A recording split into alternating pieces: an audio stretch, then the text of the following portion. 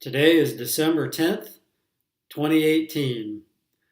By now, we're well aware of the tremendous health benefits of wild-caught salmon, free-range organic eggs and dairy, and grass-fed beef. Packed with heart-healthy fats and other nutrients, these foods help form a very well-balanced diet.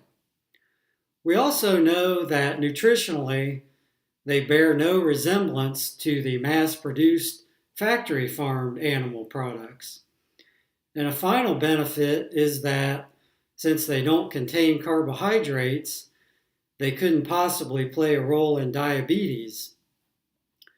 Speaking of diabetes, there have been clinical trials where people placed on certain diets have experienced considerable relief from their disease.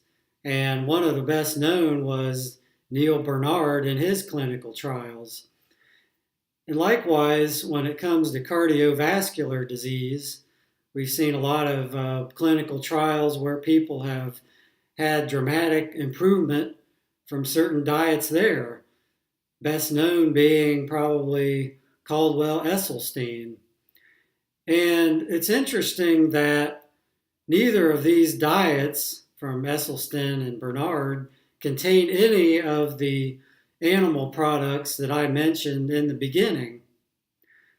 So it occurred to me that since these free-range organic animal products and wild-caught salmon have so many health benefits, if you were to take those diets used in the clinical trials from Bernard and Esselstyn, and you were to modify those to include the animal products, surely you would get even better results.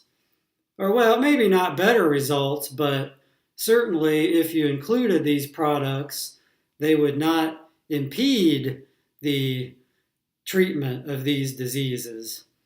Or, okay, well, even if you don't want to do that, how about doing some, and this would be a very easy randomized double-blind control trial to pull off.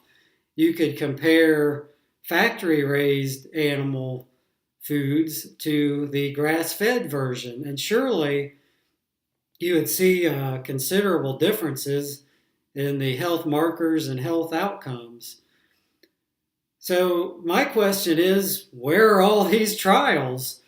I mean, you see the animal industries producing all kinds of contrived clinical trials.